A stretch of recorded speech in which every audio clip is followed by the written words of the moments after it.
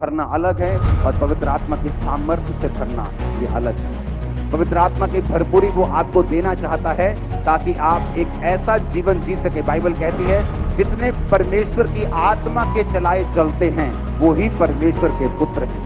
वो किन की बात कर रहा है? उन लोगों की जो पवित्र आत्मा से भरे हुए हैं और पवित्र आत्मा की अगुवाई के अनुसार चलते हैं। और दूसरा, पवित्र आत्मा की सामर्थ्य से भरना यानी परमेश्वर के कामों को करने के लिए, लंगड़ों को चलाने के लिए, अंधों को आंखें देने के लिए पवित्र आत्मा की सामर्थ्य से भरना जरूरी है, क्योंकि उसके बिना आपकी सेवकाई फलवंत नहीं हो सकती। उसके बिना लोग चमत्कार और चिन्हों को नहीं देख सकते, और ये भी जरूरी है आपकी लाइफ में। अगर आप होली स्पिरिट से फिल्ड नहीं हो, पवित्र आत्मा से भरे हुए नहीं हो, बाइबल कहती है आपकी सेवकाई परमेश्वर के सामने कबूल नहीं होती, क्योंकि आपको फिर नहीं पता जब आप लोगों के सामने प्रचार करने के लिए जाएंगे, पवित्र आत्मा आपसे बात नहीं करेगा, वो आपकी अगुवाई नहीं करेगा, वो लोगों के केस को, लोगों के हृदय को, वो लोगों को क्या बोलना है आप पर जाहिर नहीं करेगा। आप जस्ट जाएंगे अन्य जाति व्यक्ति भी बाइबल पढ़ते हैं, बाइबल का प्रचार कर सकता है, लेकिन वो आत्मा के द्वारा बात नहीं करता। अगर मैं यहाँ पे आत्मा के द्वारा देख रहा हूँ कि एक व्यक्ति को करवाहट हो, कितने इंजेक्शन लगा चुका है, मुझे नहीं मालूम वो कौन है, लेकिन पवित्र आत्मा आपको बता सकता है अगर आप उसके साथ अपने संबंधों को कायम करते हैं। क्योंकि आपको ये मालूम होना चाहिए कि जीसस क्राइस्ट ने जब ये कहा कि जाओ और सब जातियों के लोगों को चेला बनाओ, तो वहां 500 से अधिक लोग मौजूद थे, 12 चुने हुए चेले। हाँ, एक ने आत्महत्या करनी थी, एक दोबारा चुना गया। हाँ, उसके बाद आप बना लो कि 12 से 12 वही मौजूद होंगे। उन प्रेरितों को भी जिनमें से परमेश्वर ने चुनना था, वो नेक्स्ट प्रेरित भी वहां मौजूद थे, बिलीवर्स भी मौजूद थे, वो औरतें मौजूद थी जिनमें से दुष्ट आत्माएं निकली थी, वो सारे विश्वासी मौजूद थे जिनको जीसस ने कहा जाओ और सब जातियों के लोगों को चेला बनाओ। आपको परमेश्वर ने कहा, आपको, तुम्हें, आपके पास्टर को नहीं कहा उसने, सिर्फ आप बुला है, आपको कहा है जाओ। आमीन। अब जब आप किसी व्यक्ति के सामने परमेश्वर के प्रीच को लेके जाएंगे, आपको मालूम नहीं उसे क्या चाहिए, उसके दिल में क्या है, उसकी लाइफ में क्या है, उसका केस क्या है, किस बात से वो जुड़ा हुआ है, किस बात से वो हिलेगा, आपको नहीं मालूम। लेकिन बाइबल कहती है पवित्र आत्मा उसी घड़ी तुम्हें बताएगा तुम्हें क्या कहना है। आमीन। अब पवित्र आत्मा तब बताएगा अगर आप पवित्र आत्मा से भरे हुए होंगे तो।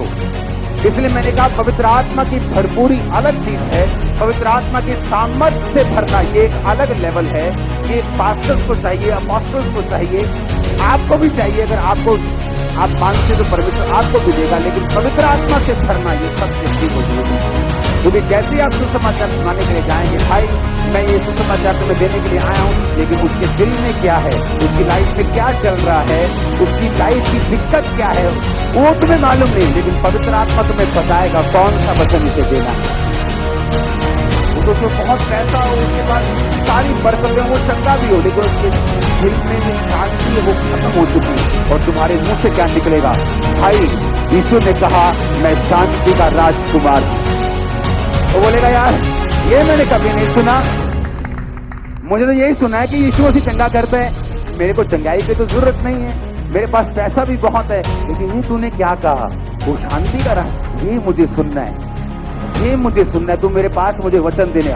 मैंने बहुत से लोगों को देखा है बिना उनको चंगाई की जरूरत नहीं थी, पैसों की जरूरत नहीं थी, बरकत की जरूरत नहीं थी, बेटा था, बेटी थी, सब कुछ था उनके घर में, लेकिन शांति नहीं थी। कई लोगों की लाइफ में देखा है सीक्रेट उनके लाइफ में बीमारियां थी, लेकिन जैसे वचन शुरू हुआ कि परमेश्वर ने कहा तेरे मोड़े खाने से चलने हुए और वो हर बीमारी का इलाज कर सकता है, बोला है, लेकिन पवित्र आत्मा तुम्हें खड़ी बताएगा तुम्हें क्या बोलना है।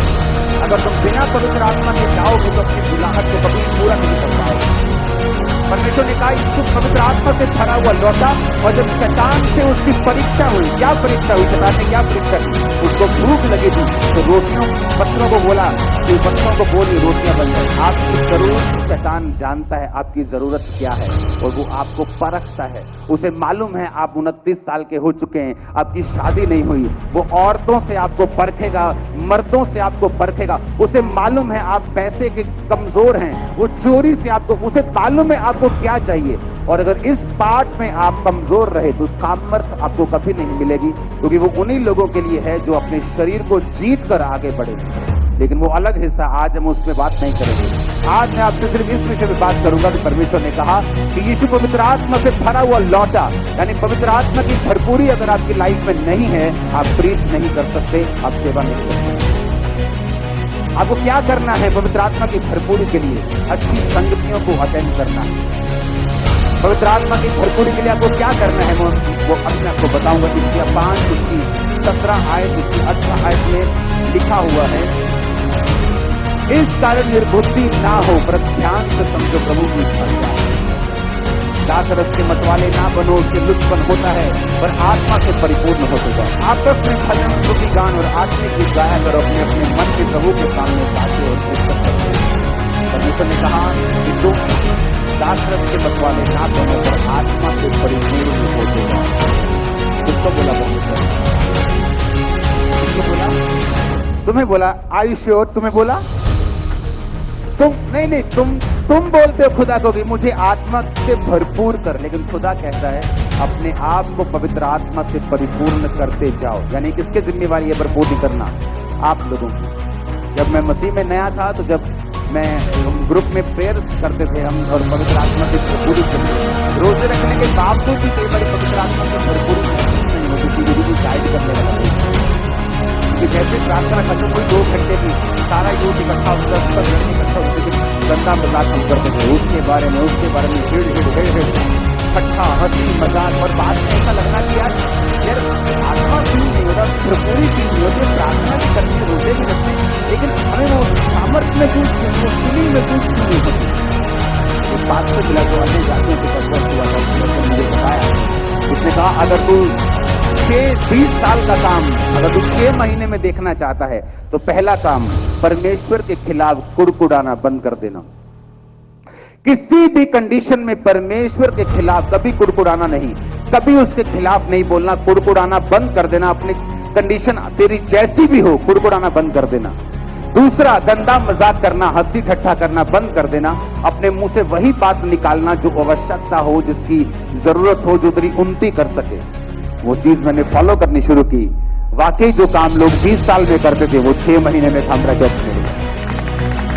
क्योंकि अगर मुझे मालूम है, एक तो है कि मुझे मालूम नहीं, एक है कि मुझे मालूम हो चुका है कि ये मेरी कॉलिंग है, ये पवित्र आत्मा, ये प्रचार करना, ये काम करना, ये खुदा की रूह से मुझे सुसमाचार को लेके जाना है, मुझे मालूम हो चुका है। लेकिन अगर मुझे मालूम हो गया है तो मैं तैयारी क्यों ना करूं? उसने कहा अपने अपने मन में तुम भजन और कीर्तन करते रहो। मुझे आज भी याद है जब वर्शिप करते हम उठते थे तो 3-3, 4-4 दिन वही गीत जो वर्शिप में गाए जाते थे मेरे दिल में दिमाग में बजते रहते थे कॉन्टिन्यूस। और आपके दिल दिमाग में टिकटॉक की ट्यून्स बज रही है।